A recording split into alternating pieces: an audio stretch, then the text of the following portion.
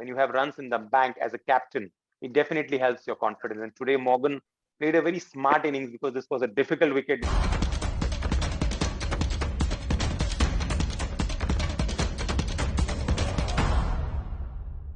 Hi guys, and welcome once again to Straight Bat with Mr. Cricket UAE and Gulf News. We're here with Anis Sajan as usual, and also with Shyam Krishna from Gulf, and myself, Matthew Smith. Now we had a very interesting one today. Punjab are up against KKR. We'll quickly say hi to Anis, and then we'll get cracking. Hi Matt, and hi beautiful people of the Gulf News community. Hi Shyam. As always, I keep saying that make sure to log on to your beautiful page, Gulf News community, rather gulfnews.com, and predict the winner. And every day you walk away with 2 beautiful jackets and 3 months of subscription, all from Gulf News.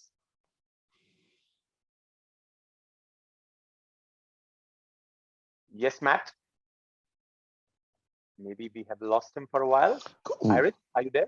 Yeah, no, it's just a little connectivity issue there, I think. But yeah, no, but we'll just get cracking. Obviously, it was a great win, a much needed win for KKR tonight. With putting Punjab's comeback on a very short-lived status. Pretty solid all round from KKR today. They opted to bowl first, really solid bowling all round, and then a great batting performance led by Morgan, who pledged he would come good, and he actually did. How did you see it yourself, Anis? A couple of things, Matt. One, that this win will definitely give KKR a lot of confidence and more confidence to the captain.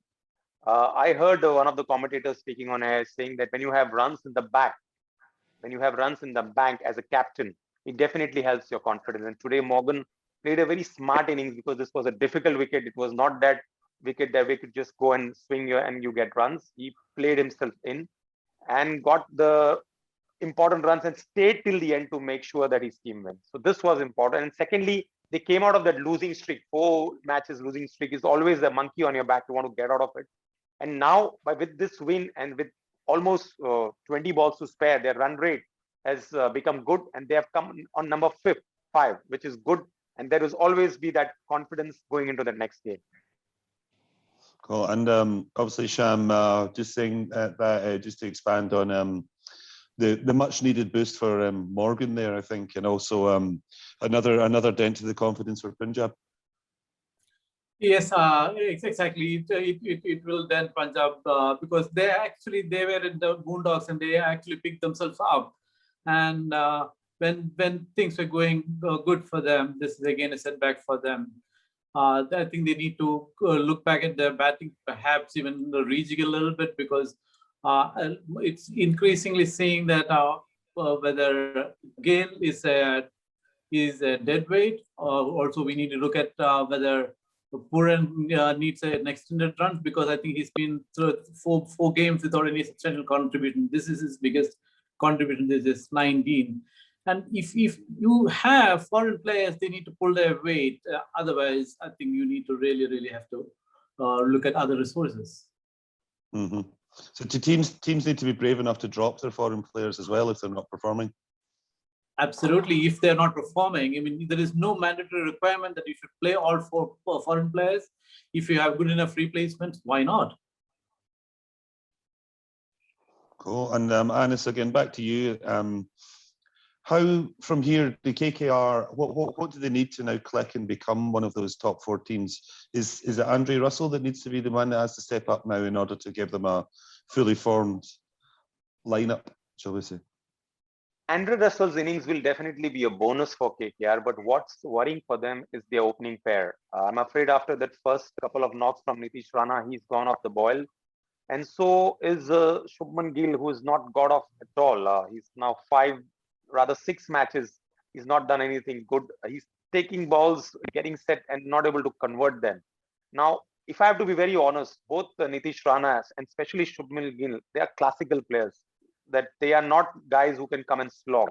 I don't see any reason why Tripathi cannot be pushed up the order where he can open the innings. And I would also bring in, since you want a left-hander, bring in Sunil Narine. If you're playing Sunil Narine as an all-rounder, I don't see him coming at number 4. Let's not be stubborn about it.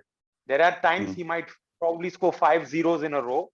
But if he scores a 0, he is not going to eat up that many balls. In any case, your other openers are eating up.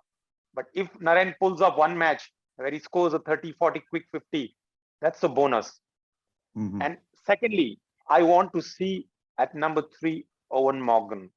So my batting lineup for KKR has to be Tripathi, Sunil Narain. And if they lose for any reason, a quick player like Narain early in the first over, there's no harm in giving Morgan that time, because he's one of those players who takes a little bit of time, gets in, and then can, show his magic. And today's innings will definitely give him confidence.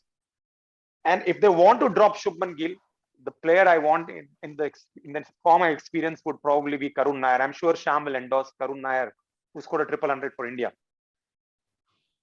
Sham? Yeah, I pretty much agree with your assessment about the Calcutta openers, simply because, like I said, I accept the first couple of games, they have completely misfired. And you're bang on about the playing styles of Shubman Gill and Nitish Rana. If I was left to me, I would not take out both. Maybe I might change one. If you look at what Rahul Tripathi is doing, he's virtually coming in as an opener, second or third over. He is in there, so he is in fact a very de facto kind of opener. So there's no harm in pushing him up the order.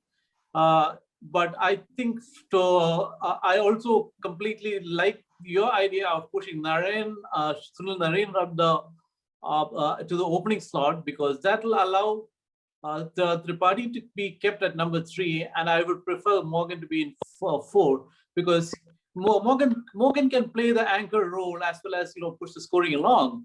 And I think what Morgan played today is exactly the kind of role that's expected of him. And he has to stay till the end to see them home, because they have the rest of the other batters to bat around him. You have people like DK, you have Russell who can come around and hammer the ball. So that leaves the question of where does Rana come in? Because to me, it would be Shubman Gill and Sunil Narain opening. One drop would be Tripathi, 2 drop would be Morgan. So I don't find a place for Rana. All right, fair point. So he might be the one that makes way. I mean, obviously we didn't see him tonight, but obviously Pat Cummins has been in the headlines for other reasons today. He made a donation to the Indian cause and the coronavirus cases that is taking a big second wave hit across India right now. I think we're all in consensus that it was the right thing to do to try and get his fellow high-earning cricket players to help stump up for a country that's given them a lot of money over the years. Great gesture, Matt, shown by Pat Cummins. The need of the hour for a lot of people going through this tough period in India is some support from wherever they get. And if cricketers can put their hands up, if it's nothing like it. And Pat Cummins has shown the way, and I'm sure a lot of cricketers might be doing it silently. A lot of cricketers can take a leaf out of it and support the people who need this little bit of whatever amount contribution it goes for, whether it is for oxygen or whether it is for the treatment.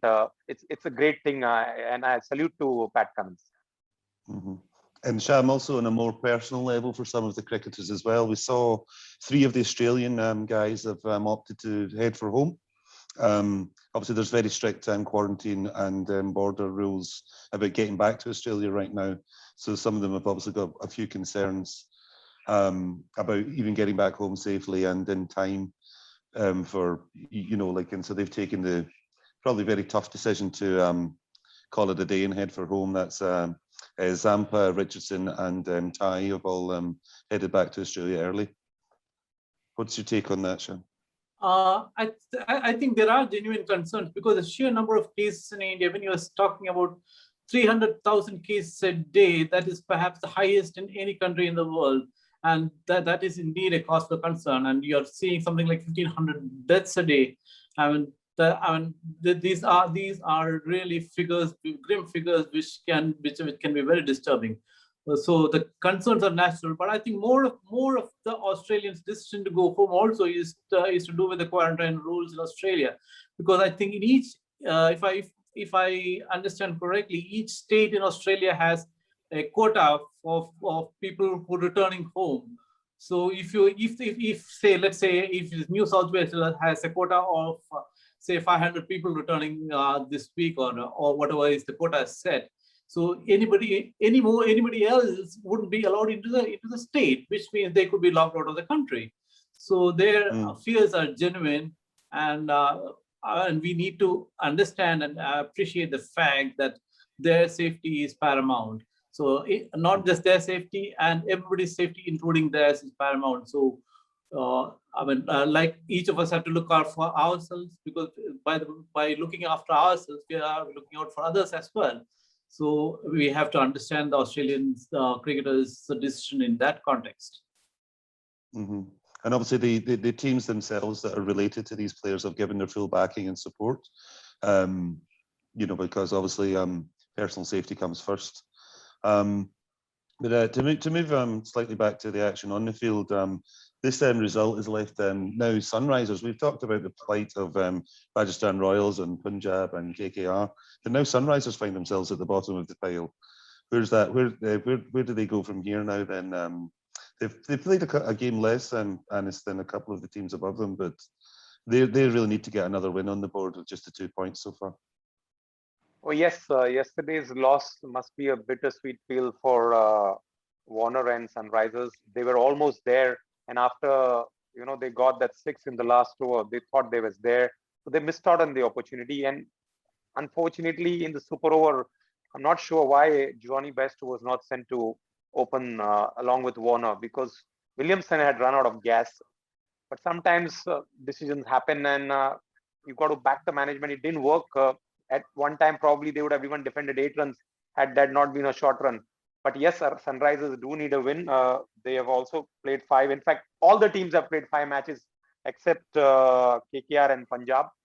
So the other teams like Sunrisers and other, if you talk about RR, would like to have some few points. Otherwise, we see only the top 4, CSK, DC, RCB and Mumbai Indians making the playoffs. But I feel there should be some change in the back end of the tournament. You will see a new team coming in. Mm-hmm. We see that every season. There's always one team that makes a late push. Now just very quickly, we can look ahead to tomorrow's game. We've gone from the bottom of the table. We're going back to the top of the table again, because it's RCB against Delhi. RCB coming off the first loss, and Delhi obviously having a good run. Do you think Kohli's going to pick his men up and get them back in the winning form tomorrow? Actually, that's a very interesting matchup, because Bangalore is coming on the back of a loss, whereas Delhi have their tails up after a good win, really.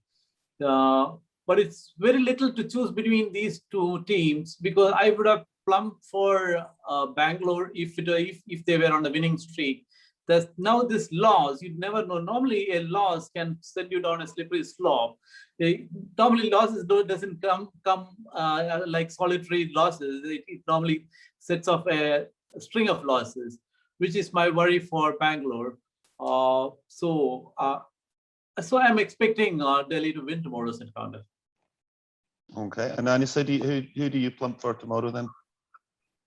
It's going to be a tough one. Both teams look strong on paper, and like Sham mentioned, that one loss can lead to a few losses, and that's has been the case with RCB in the past. They start well, and then they fall off, and it's going to be a test of character for Virat Kohli. He needs to put his hand up.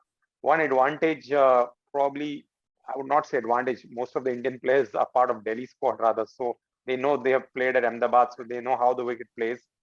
I hope it's a sporty wicket where both the batsmen and bowlers get help. But like Sham mentioned, Delhi might have a slight edge. Okay, well, we shall see. Well, thanks again, everybody. Thanks to Anis and to Sham for taking the time out for the chat. And we'll be back tomorrow, and we'll see how that game pans out.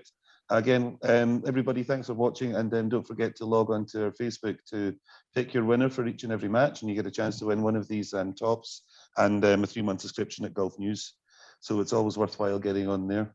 So thanks once again, guys, and we shall see you all tomorrow. Thank you, Matt. Thank you, Sham. Thank you. Good night. Pleasure always to be on Good the night, show. guys. Bye-bye. Bye-bye. Bye.